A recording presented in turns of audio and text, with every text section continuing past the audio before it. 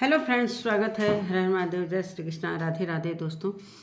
तो दोस्तों, आज का वीडियो होगा फिर से सचिन मनीषा के ऊपर ही, इसलिए कि अभी सारा कुछ शांत होता हुआ नज़र आ रहा है। एक उम्मीद की, जो कहते हैं ना, एक उम्मीद का चिराग दिखता हुआ नज़र आ रहा है। पूरी तरीके से तो मैं नहीं कह सकती, इसलिए कि अभी मुझे सचिन के बातों पर थोड़ा सा मुझे अभी ट्रस्ट नहीं हो रहा है। कहने का मतलब ये है कि ये कब क्या कहते हैं, कब क्या नहीं कहते हैं। अभी ये उधर से जो चीज़ें हुई हैं, अभी उधर से इनको एक्सेप्ट नहीं किया गया। भरसक ये प्रयास किए हैं कि मुझे एक्सेप्ट कर लिया जाए, लेकिन उधर से एकदम से इनकार हो गया है। तब ये कहाँ जाएंगे? लौट कर आना ही था, कैसे भी लौट कर आना ही था। और ये जो चले गए थे इंडिया से बाहर, क्या करने गए थे इंडिया से बाहर? इनका कहना है कि कुछ मेरा ज़रूरी काम था, इसलिए मैं बहुत दिनों के लिए, मतलब 15 दिन के लिए मैं इंडिया से बाहर गया था, जो कि मेरा टिकट वगैरह का सारा लॉस गया और मुझे फिर से इंडिया तत्काल वापस आना पड़ा, इसलिए कि नोटिस जाने की वजह से ये सारी चीज़ें, जो 15 दिन की इनकी बुकिंग थी होटल की, उन्हें एक दिन में चेकआउट करना पड़ा। तो नमस्कार दोस्तों, मैं सुमन आपका स्वागत करती हूँ। उम्मीद करती हूँ आप लोग बहुत अच्छे होंगे, मैं भी अच्छी हूँ। तो दोस्तों, अभी तक मेरे चैनल को आपने सब्सक्राइब नहीं किया, प्लीज़ सब्सक्राइब कर लीजिएगा, ताकि आने वाली वीडियो की नोटिफिकेशन सबसे पहले मिले। दोस्तों, बढ़ते हैं वीडियो में। वीडियो को ज़रा भी स्किप मत कीजिएगा। तो अभी वीडियो आ गया है, अप्सरा मॉम का भी वीडियो मैंने देखा और सचिन मनीषा का भी वीडियो मैंने देखा। पहले अप्सरा मॉम का देखा, मैं उन पर भी बात कर लेती हूँ। दोस्तों, जिस तरीके से अप्सरा मम परेशान हुई इस 8 दिनों के अंदर में, बहुत ज़्यादा परेशान हुई। एक माँ और पिता होने के कारण और बच्चों के कारण, बच्चों की गलतियों के कारण किस तरीके से परेशान हुए। खैर, परेशान हुए, लेकिन अब मामला कुछ न कुछ सुधरता हुआ नज़र आ रहा है, तो इससे बहुत खुशी सभी को है। और इस मुसीबत की घड़ी में उनके साथ सभी खड़े थे, इसके लिए उन्होंने धन्यवाद दिया है। तो बहुत अच्छा किया उन्होंने धन्यवाद देकर, इसलिए कि हम फैमिली हैं। हम एक दूसरे के घर में अगर कोई भी प्रॉब्लम होता है तो हम उसके साथ खड़े होते हैं। भले इस तरीके से एक दूसरे को लोग टारगेट करते हैं, गलतियां दिखाते हैं, अच्छाइयां दिखाते हैं, वो अलग बात है। लेकिन अभी ये मुश्किल की घड़ी जो थी, और सबसे ज़्यादा मनीषा की वजह से सारे लोग खड़े हुए हैं, इसलिए कि मनीषा इसमें बिल्कुल निर्दोष थी।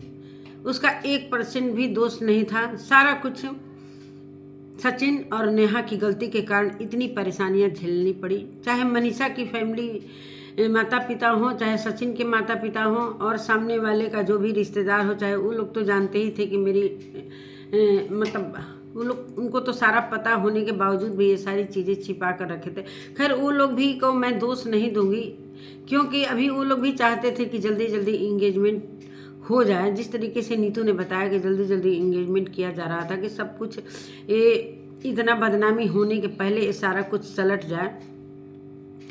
जो कि सुमित महल से इंगेजमेंट हुआ कि ये चली जाएगी, तो इधर सचिन मजबूर होकर मनीषा के साथ अपनी लाइफ को सेटल कर लेगा। लेकिन जो होना था उसको कोई टाल नहीं सकता है। अब कुछ लोग बीच में आकर भी सारा काम बिगाड़ दिए, रिकॉर्डिंग, ये रिकॉर्डिंग, वो रिकॉर्डिंग। तो ये सारी चीज़ें कहाँ से खराब हुई, कैसे हुई, क्या हुआ, अब इस चीज़ को हम भुलाते हुए आगे बढ़ते हैं। और कहीं ना कहीं मनीषा की ज़िंदगी में और खुशी आने वाली हो। भगवान करें, माता रानी, वैष्णो माता करें कि एक खुशी उसके जीवन में आए। बहुत ज़्यादा वो, मतलब कहते हैं ना, बहुत संघर्ष की है। एक कहते हैं कि सावित्री ने जो चीज़ किया है, वो आज इस कलयुग के ज़माने में वो चीज़ मनीषा ने करके दिखाया है। अड़ी रही, दूसरी औरत सच में हिल जाती और कहीं ना कहीं अपने आपा को खो देती और कुछ और कर बैठती। लेकिन मनीषा को मैं मानूंगी।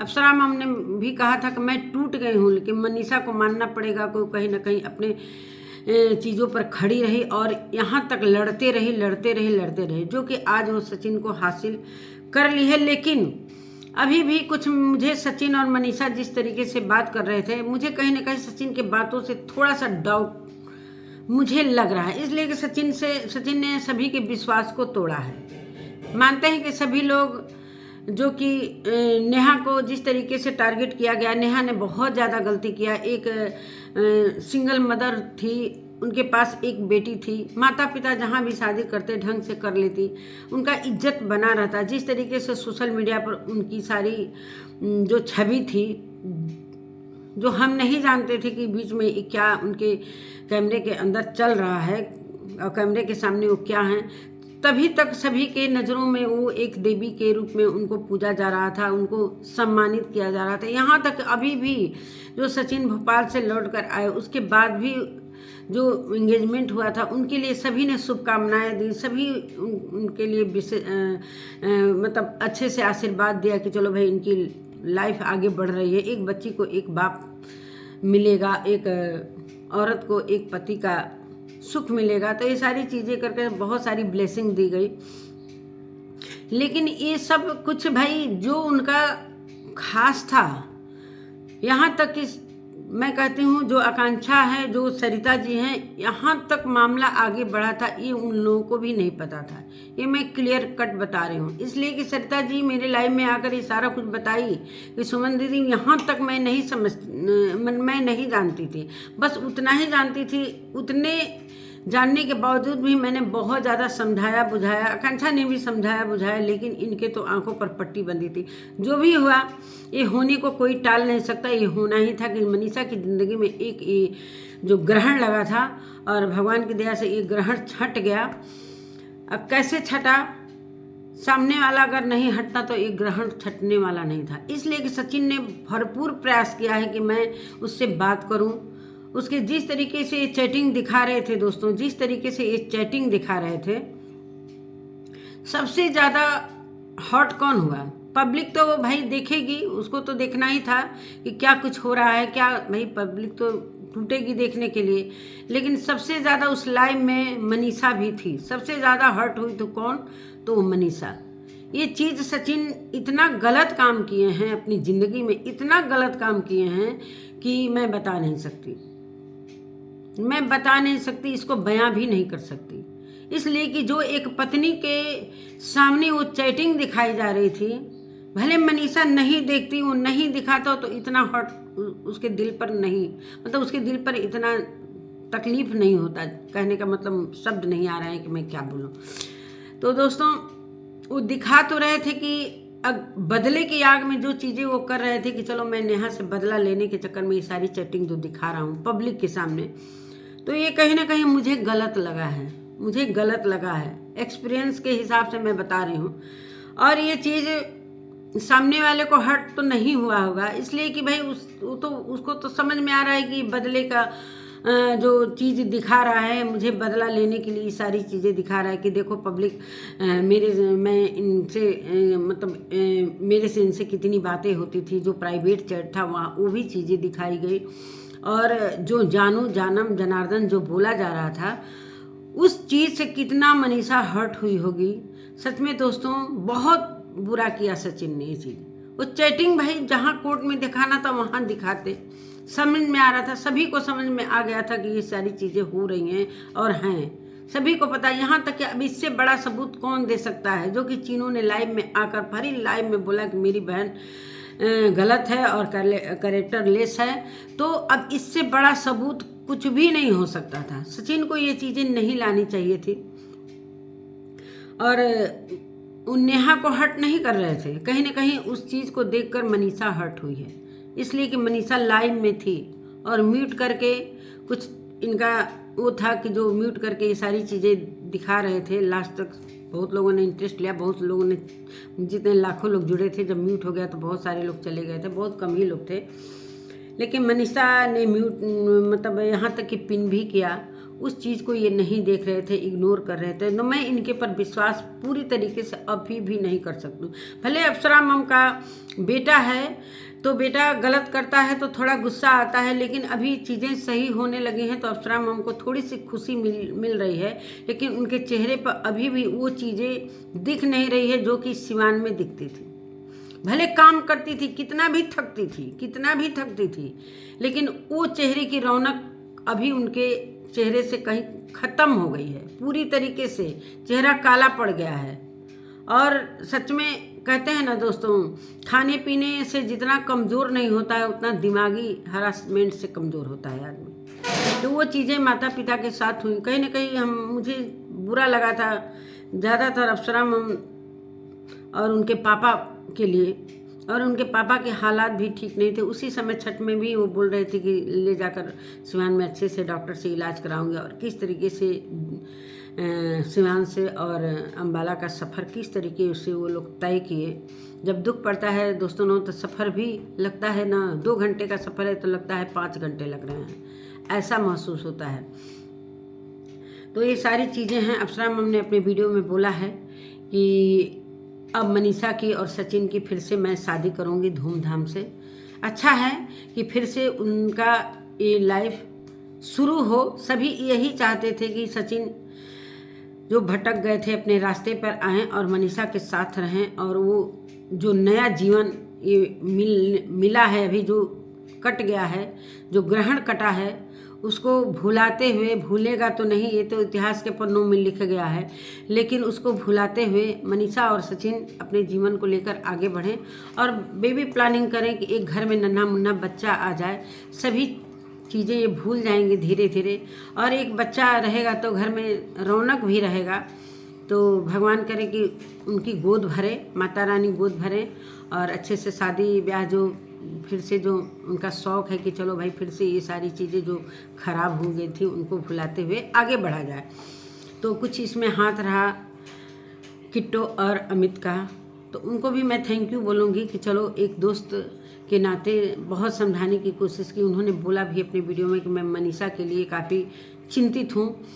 तो वो सारी चीज़ें, लेकिन सचिन जो गलती किए हैं सच में ये माफ़ करने लायक नहीं है, इसलिए कि जितना हट गया ये लास्ट, मतलब इनके चैटिंग से लास्ट तक मुझे यही पता चला कि जानू एक बार मेरी बात सुन लो, जानू, तो ये मुझे बड़ा बुरा लग रहा था, बहुत ज़्यादा बुरा लगा था।